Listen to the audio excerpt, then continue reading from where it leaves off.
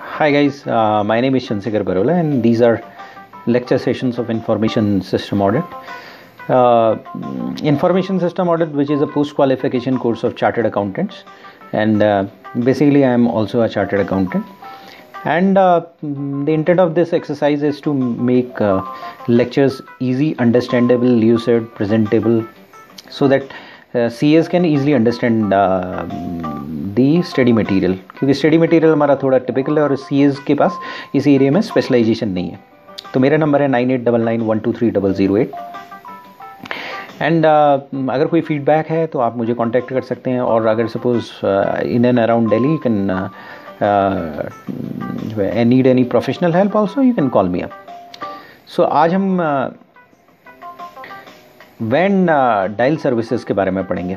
सो networking design और maintenance के बारे में हम पढ़ रहे थे कि नेटवर्किंग किस तरीके से उसको डिज़ाइन किया जाता है और उसे किस तरह से मेंटेन किया जाता है. तो नेटवर्किंग में जो है वैन वाइड एरिया नेटवर्क जो है एक स्पेसिफिक नेटवर्किंग मेथडोलॉजी है, और उसके वैन डिवाइसेस के बारे में हमने पढ़ लिया था. वैन डायल अप सर्विसेज के बारे में हम पढ़ते हैं.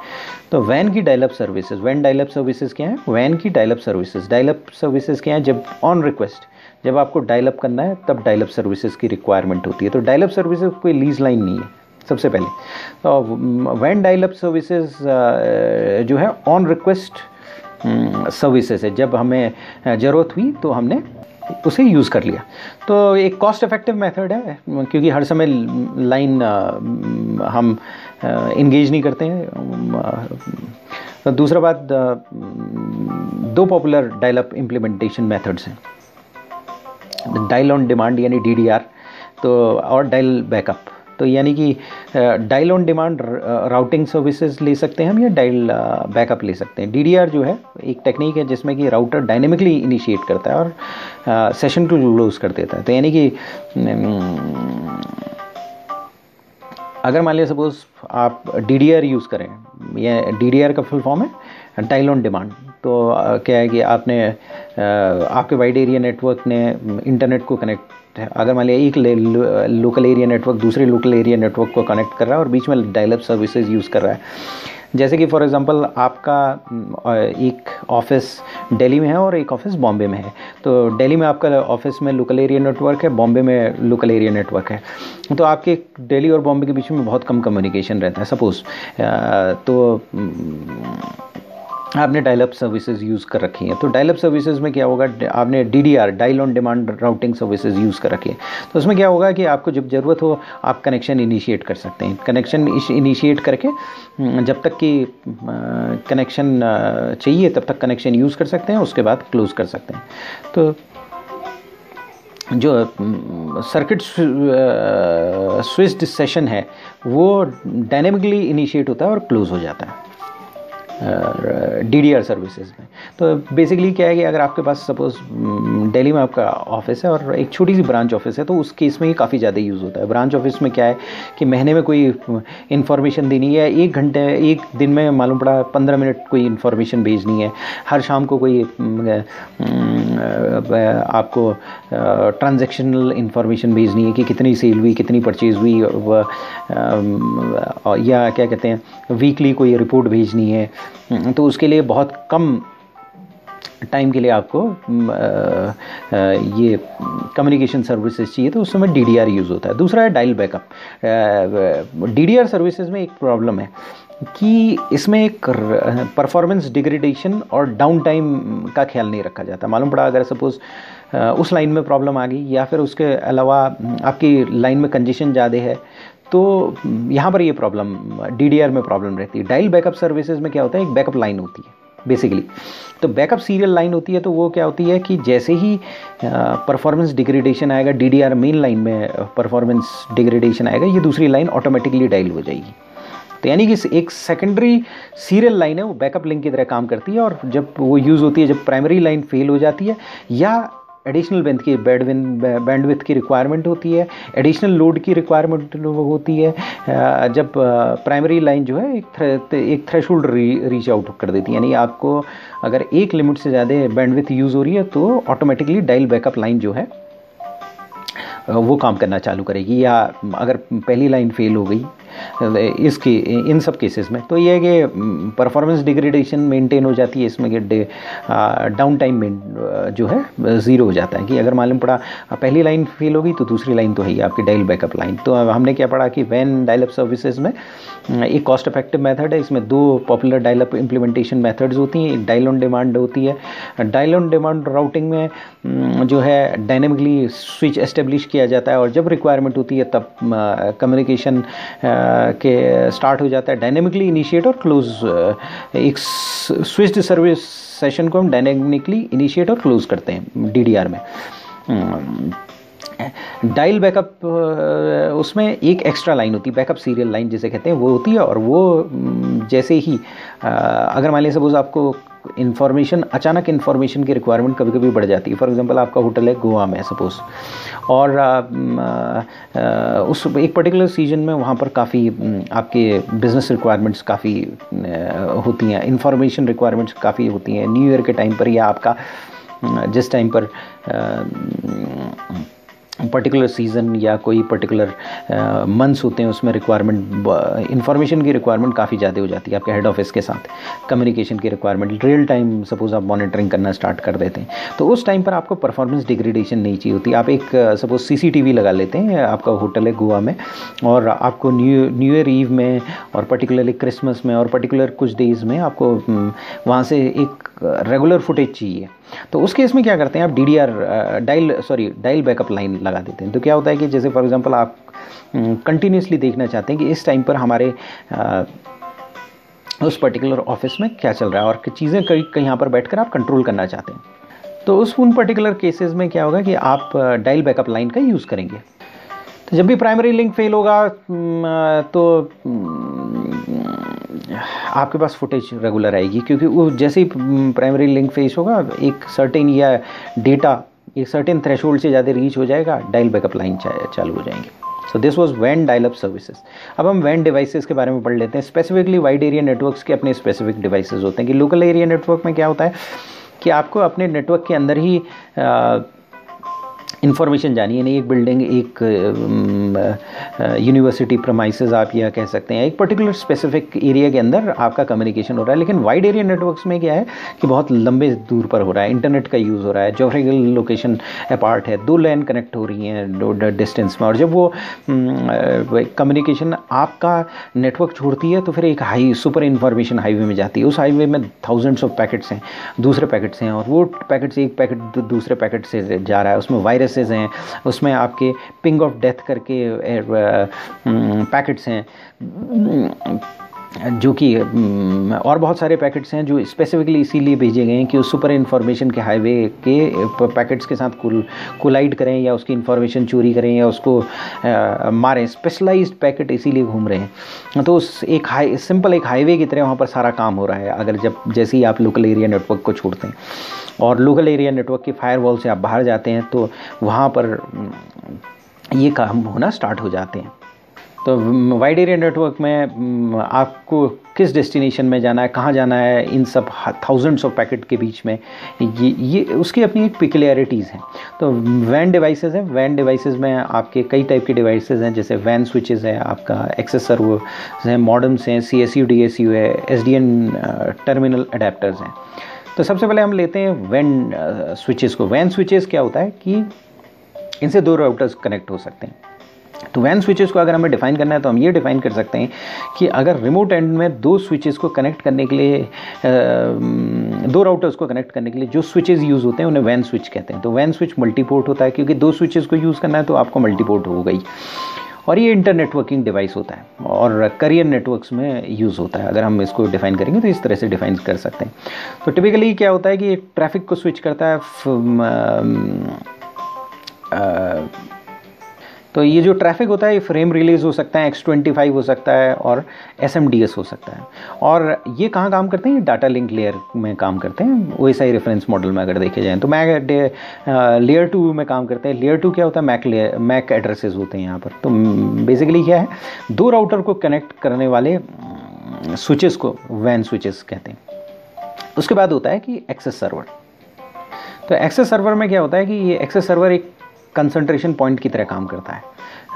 जो dial in dial out connection है उसके कंसंट्रेशन पॉइंट की तरह काम करता है। तो इसमें होता क्या है कि जो कंप्यूटर होते हैं वो सारे वो मॉडेम्स के साथ कनेक्ट हो सकते हैं, कुछ मॉडेम्स के साथ अगर कनेक्टेड हो सकते हैं, और वो मॉडेम्स एक एक्सेस सर्वर के साथ कनेक्ट होते हैं। एक्सेस सर्वर जो है फिर हाई स्पीड लिंक के साथ कनेक्ट होता है इंटरनेट का। तो एक्सेस सर्वर जो सारे मॉडेम्स के इंफॉर्मेशन निकलने के बाद जो सिग्नल्स आते हैं वो एक्सेस सर्वर से कनेक्ट होते हैं। तो क्या होता है कि अगर मान लीजिए सपोज आपका कंप्यूटर है, उसमें क्या होता है कि जो इन्फॉर्मेशन होता है डिजिटल फॉर्म में होती है, यानी 0101 फॉर्म में होती है। और जब वो कंप्यूटर इन्फॉर्मेशन हाईवे में कोई इन्फॉर्मेशन भेजता है तो वो हाई वोल्टेज और लो वोल्टेज के रूप में जाती है, यानी कि वो जो इन्फॉर्मेशन होती है वो इलेक्ट्रिकल पल्सेस में जाती है। तो ये इलेक्ट्रिकल पल्सेस जो होंगी हाई वोल्टेज और लो वोल्टेज में होगा। हाई वोल्टेज का मतलब होता है 1, लो वोल्टेज का मतलब तो होता है 0। तो 0101 फॉर्म में ये इन्फॉर्मेशन ट्रैवल कर रही होती है। तो क्योंकि कंप्यूटर बाइनरी समझता है, 0101 समझता है, और या फ्लो ऑफ चार्ज समझता है। कंप्यूटर में अगर आप CPU में देखें तो वो प्रेजेंस ऑफ चार्ज और एब्सेंस ऑफ चार्ज समझेगा। अगर चार्ज प्रेजेंट है तो उसे 1 मान लेगा, चार्ज एब्सेंट है तो उसे 0 मान लेगा। और अगर मान लिया सपोज उसके पास कोई सिग्नल आ रहा है तो वो इलेक्ट्रिक करंट आ रहा है तो उसे वोल्टेज दिखेगा, वो हायर वोल्टेज है। अगर आपके पास 220 या 100 वोल्ट से 220 वोल्ट के बीच में अगर इन्फॉर्मेशन आ रही है तो उसे 1 मान लेगा। अगर 12 से 16 वोल्ट के बीच में या 12 से 20 वोल्ट के बीच में आ रही है तो 0 मान लेगा। तो इस तरीके से कंप्यूटर डिटरमाइन करता है कि वो उस वोल्टेज को देखकर इंफॉर्मेशन डिटरमाइन करता है। तो एक्सेस सर्वर क्या करते हैं, एक्सेस सर्वर जो होते हैं कि अगर आपका कंप्यूटर है वो डिजिटल फॉर्म में यानी कि 0101 फॉर्म में इंफॉर्मेशन देता है, और वो इंफॉर्मेशन जो मॉडेम के थ्रू डिमॉड्यूलेट हो जाती है, इलेक्ट्रिकल पल्सेस में कन्वर्ट हो जाती है। इलेक्ट्रिकल पल्सेस जो होती हैं वो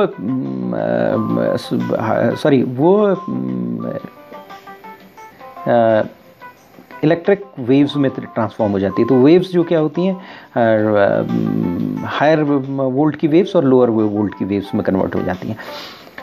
तो कई मॉडेम्स में ये से इंफॉर्मेशन निकल लेती है, और ये कई मॉडेम से एक्सेस सर्वर में जाती है, और एक्सेस सर्वर क्या करता है, हाई स्पीड लिंक से कनेक्ट करता है और वहाँ से फिर वो आगे भेज देता है।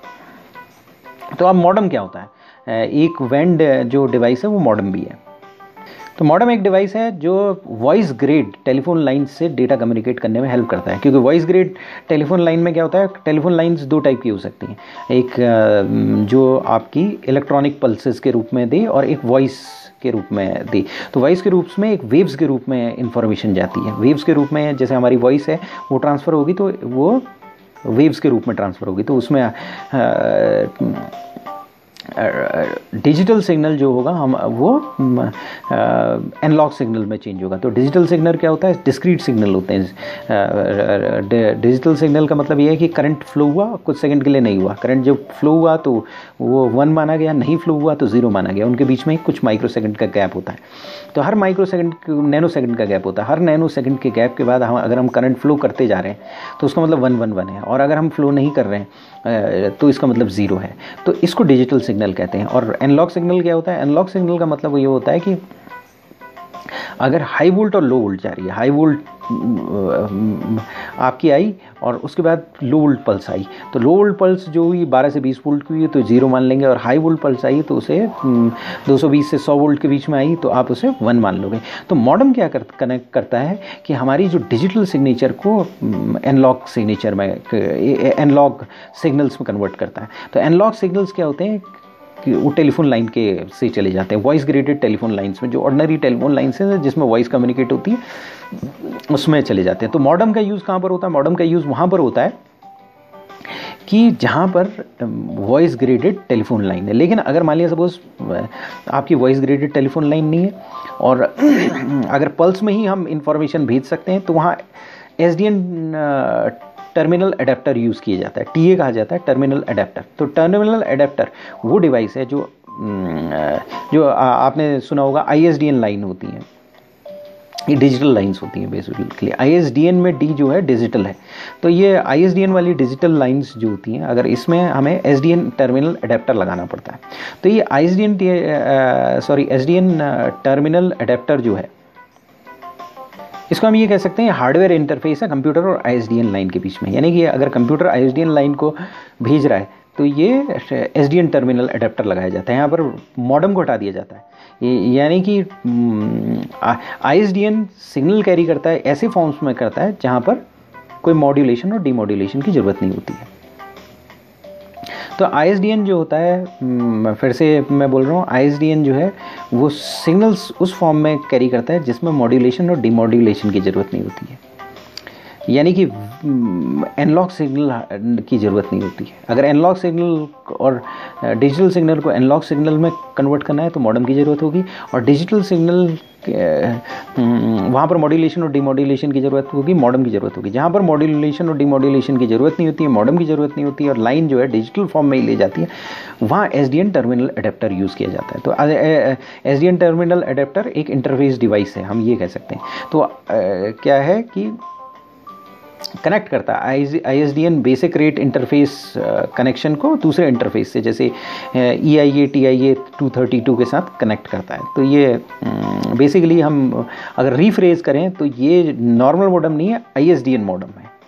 बेसिकली से भी एक ISDN मॉडेम कह सकते हैं, अगर कहना चाहें, अगर अंडरस्टैंडिंग पर्पस के लिए कहना चाहें, क्योंकि मॉडेम जो है वो मॉड्यूलेट डीमॉड्यूलेट करेगा डिजिटल सिग्नल को एनालॉग सिग्नल में। SDN टर्मिनल अडेप्टर जो है वो ISDN मॉडेम कहा जा सकता है, जो डिजिटल को डिजिटली फॉर्म में आगे इंफॉर्मेशन भेज देगा।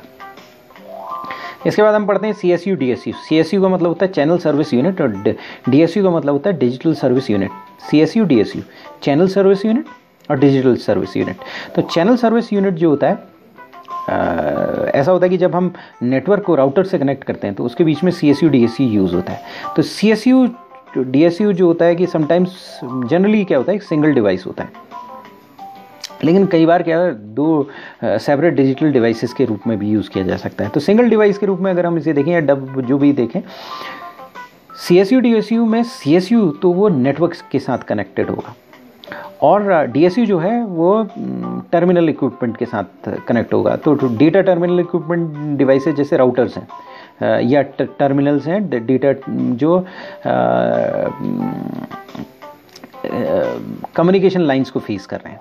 तो अगर आपके लोकल एरिया नेटवर्क है, वहाँ पर से इंफॉर्मेशन जा रही है और राउटर उसे आगे लेकर जाएगा, तो उसके बीच में CSU DSU का यूज़ होता है, चैनल सर्विस यूनिट और डिजिटल सर्विस यूनिट। तो वो हम इसको कह सकते हैं एक इंटरफेस डिवाइस है, कभी सिंगल डिवाइस होता है, कभी सेपरेट डिवाइसेस होते हैं, और ये क्या करते हैं कि फिजिकल इंटरफेस इन दोनों डिवाइस के बीच में इंटरफेस के रूप में काम करते हैं। तो CSU जो है वो क्या कहते हैं,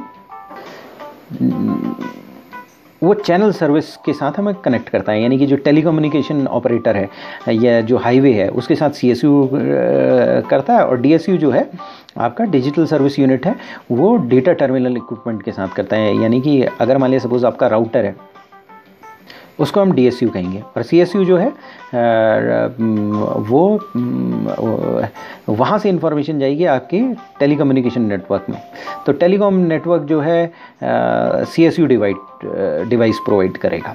तो इनके बीच का CSU DSU यूनिट होता है। इसके बाद हम चलते हैं मल्टीप्लेक्सिंग में। तो मल्टीप्लेक्सर क्या होता है? मल्टीप्लेक्सर ये होता है कि जैसे फॉर एग्जांपल आपका दिल्ली में गंगा का पानी आता है, गंगा का पानी हरिद्वार से आता है, तो वो अलग अलग पाइप्स में नहीं आता है, अगर घर जाने के लिए एक ही पाइप में आता है। जब वो यहाँ पर दिल्ली में पहुँचता है तो वहाँ से पाइप्स अलग अलग हो जाते हैं, वहाँ से पाइप्स अलग अलग सिटी वो उसमें जाते हैं।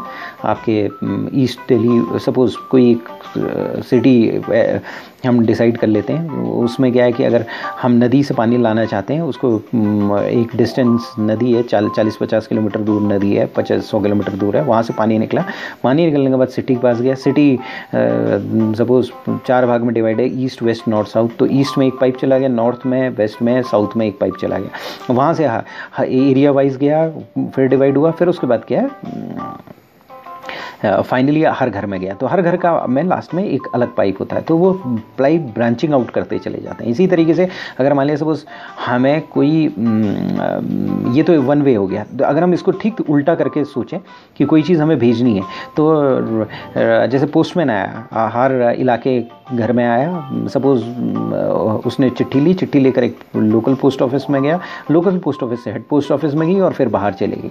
तो इसी तरीके से मल्टीप्लेक्सर होता है। मल्टीप्लेक्सर एक फिजिकल डिवाइस होता है जिसमें क्या होता है कि ये मल्टीपल डेटा स्ट्रीम को एक सिंगल डेटा स्ट्रीम में कन्वर्ट कर देता है। यानी कि हर घर में टेलीफोन लाइंस होती हैं, उससे या आपके मोबाइल फ़ोन्स होते हैं, वहाँ से डेटा जाता है और एक पर्टिकुलर लाइन एक सर्विस प्रोवाइडर को भेजता है। वहाँ से सर्विस प्रोवाइडर उस डेटा को एक लाइन में कन्वर्ट करता है और उस लाइन से डेटा आगे चले जाता है। हर डेटा के आगे, डेटा पैकेट के आगे उसका एड्रेस होता है, तो इससे कि उससे जहाँ पहुँचना है वहाँ पहुँच जाता है। तो मल्टीप्लेक्सर क्या करता है कि हमारे डेटा को आगे ले जाने में हेल्प करता है। यानी कि मल्टीपल डेटा को कंबाइन करके एक चैनल में, मल्टीपल स्ट्रीम ऑफ डेटा को एक चैनल में कन्वर्ट करता है और मैक्सिमाइज करता है बैंडविड्थ यूज़ का। और क्योंकि फिजिकल मीडियम एक है, दो है, तीन है, मालूम पड़ा है आपकी 3 लाइन्स हैं या 2 लाइन्स हैं। सपोज़ फॉर एग्जांपल क्या है कि अगर आप अमेरिका और इंडिया के बीच में देखें तो एक फाइबर ऑप्टिक केबल है जो समुद्र के नीचे लगा हुआ है। तो ये पूरे इंडिया का जितना भी कम्युनिकेशन है, जितने भी बीपीओज़ हैं, सपोज 1000 बीपीओज़ है, सारा इन्फॉर्मेशन इन 2 या 3 फाइबर ऑप्टिक केबल्स में जाती है और वो फाइबर ऑप्टिक केबल्स उस डेटा को कंसोलिडेट करके आगे भेजते हैं उस फाइबर ऑप्टिक केबल के थ्रू, उस कम लाइंस के थ्रू। तो हमें एक पर्टिकुलर टाइम पर कुछ ही लाइंस की ज़रूरत पड़ती है। मालूम पड़ा एक फाइबर ऑप्टिकल केबल के नीचे अंदर, एक छोटे से पतले से फाइबर ऑप्टिक केबल के अंदर 1 लाख कम्युनिकेशन चैनल्स हैं सपोज। तो वो 1 लाख कम्युनिकेशन चैनल से हम 50 लाख लोगों को कम्युनिकेट कर सकते हैं, क्योंकि मोस्ट ऑफ द टाइम क्या है, बाकी लोग कम्युनिकेट नहीं कर रहे हैं। किसी टाइम कोई कंप्यूटर डाउन है, कोई यूज़ कर रहा है, कोई नहीं कर रहा है, तो 50 लाख तो कम हो गया, और भी ज़्यादा हम यूज़ कर सकते हैं उसमें। तो मल्टीप्लेक्सर का यही काम है। तो मल्टीप्लेक्सर जो है फिजिकल लेयर डिवाइस है जो मल्टीपल डेटा स्ट्रीम को एक या उससे ज़्यादा आउटपुट चैनल में कंसोलिडेट करता है और फिर सोर्स में पहुंचाता है। तो मल्टीप्लेक्सर और डीमल्टीप्लेक्सर दो चीज़ें। मल्टीप्लेक्सर क्या करेगा, उसको एक चैनल में करेगा। डीमल्टीप्लेक्सर क्या होगा, डेटा स्ट्रीम को जब रिमोट एंड में पहुंचेगी तो वहाँ पर डीमल्टीप्लेक्स कर देगा, यानी कि उसको जहाँ जहाँ भेजना है वहाँ पर भेजना शुरू कर देगा। यानी चिट्ठियाँ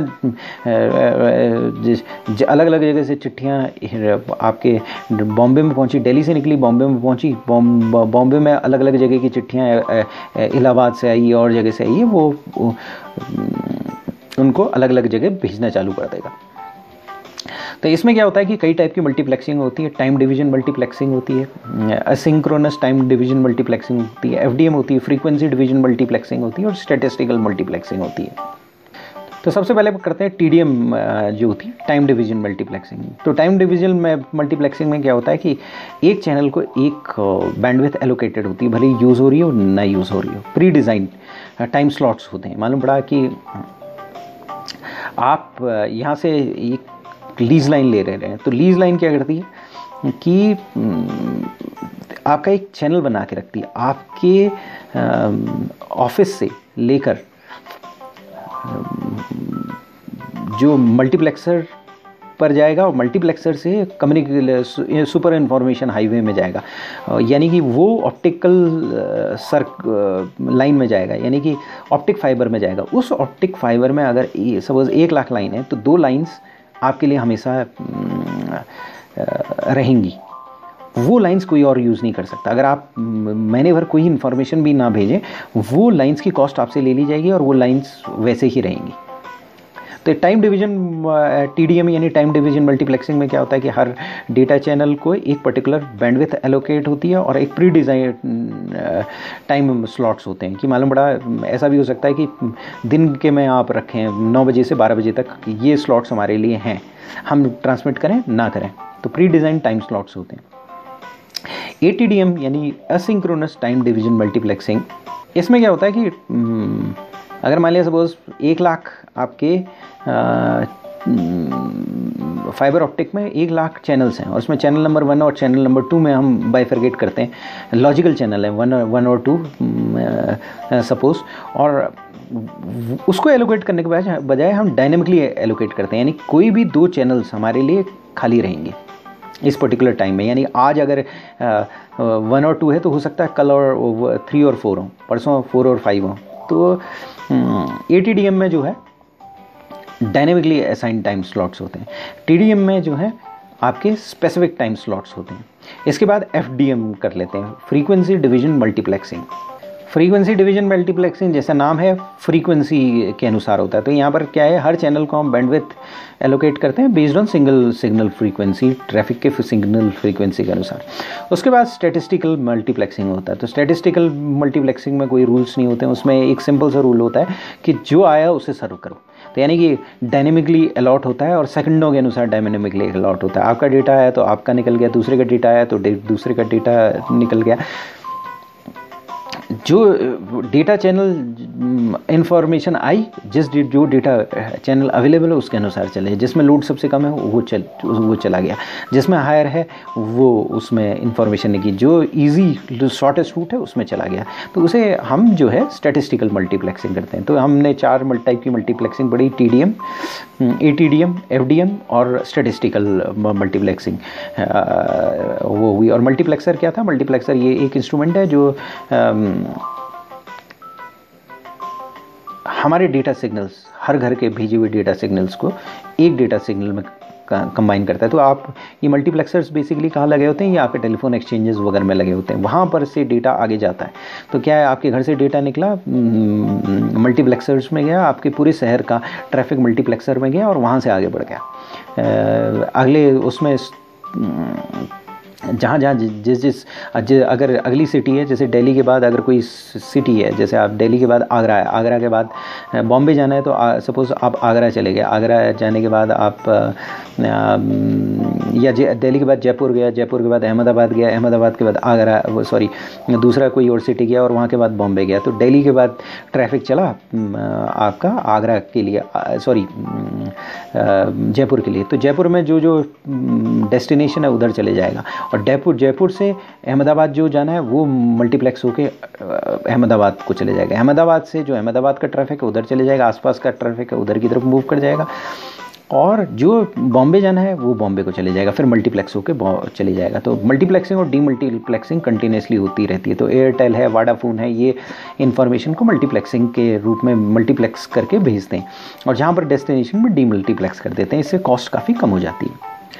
तो हमने वैन डिवाइसेस पढ़े थे। वैन डिवाइसेस में क्या है, वैन स्विच पढ़ा था। वैन स्विच क्या है, 2 राउटर्स को कनेक्ट करता है। एक्सेस सर्वर पढ़ा था। एक्सेस सर्वर कंसंट्रेशन पॉइंट होता है dial in dial out services के लिए। तो बहुत सारे मॉडम में इंफॉर्मेशन जाती है, डिजिटल इंफॉर्मेशन जाती है अलग अलग कंप्यूटर से, और ये मॉडम्स जो है उसको डीमॉड्यूलेट कर देते हैं, यानी डिजिटल फॉर्म से एनालॉग फॉर्म में इंफॉर्मेशन कन्वर्ट हो जाती है। इंफॉर्मेशन इसके बाद ये एक्सेस सर्वर्स में जाती है, एक्सेस सर्वर से हाई स्पीड लिंक्स में चले जाती है इंटरनेट में। इसके बाद हमने पढ़ा था मॉडम और SDN टर्मिनल अडेप्टर। अगर इंफॉर्मेशन डिजिटल है और टेलीफोन लाइन से वॉइस ग्रेड टेलीफोन लाइन है, तो आप क्या करेंगे, उस केस में क्या है कि आपको उसे एनालॉग में कन्वर्ट करना पड़ेगा, और मॉड्यूलेटर डीमॉड्यूलेटर लगाना पड़ेगा, जैसे मॉडम कहते हैं। तो मॉडम जो है एनालॉग से डिजिटल में कन्वर्ट करता है, डिजिटल से एनालॉग में कन्वर्ट करता है, वाइस वर्सा। और SDN टर्मिनल अडेप्टर क्या करता है? SDN terminal adapter digital information को डिजिटल वे में भेजता है। अगर ISDN लाइन है, इंटरनेशनल स्टैंडर्ड डिजिटल नेटवर्क है, इंटरनेशनल सब्सक्राइबर डिजिटल नेटवर्क है, तो वो डिजिटल ही इन्फॉर्मेशन ले जाता है, और डिजिटल इन्फॉर्मेशन की क्वालिटी अच्छी होती है, वो क्वालिटी मेंटेन रहती है। तो वहाँ पर SDN टर्मिनल अडेप्टर यूज़ किया जाता है। फिर हमने CSU DSU पढ़ा था। CSU जो है टेलीकॉम नेटवर्क के पास लगाया जाता है, और DSU जो है आपके नेटवर्क में होता है। तो CSU DSU जो है वो हमें डेटा टर्मिनल इक्विपमेंट को कनेक्ट करते हैं और नेटवर्क से कनेक्ट करते हैं। तो ये राउटर्स और सर्किट के बीच में बैठे होते हैं और ये सिग्नल टाइमिंग प्रोवाइड करते हैं ताकि दो डिवाइसेस के बीच में कम्युनिकेशन हो सके। इसके बाद मल्टीप्लेक्सर था। मल्टीप्लेक्सर क्या करता है, सारे डेटा पैकेट्स को, अलग अलग डेटा पैकेट्स को मल्टीप्लेक्स करके एक सिंगल स्ट्रीम ऑफ डेटा में कन्वर्ट कर देता है, जो कि सुपर इन्फॉर्मेशन हाईवे में एक साथ जाते हैं, जिससे हमारी कॉस्ट बचती है और जहाँ पर मांगते हैं वहाँ डीमल्टीप्लेक्सर यूज़ किया जाता है और डीमल्टीप्लेक्स किया जाता है।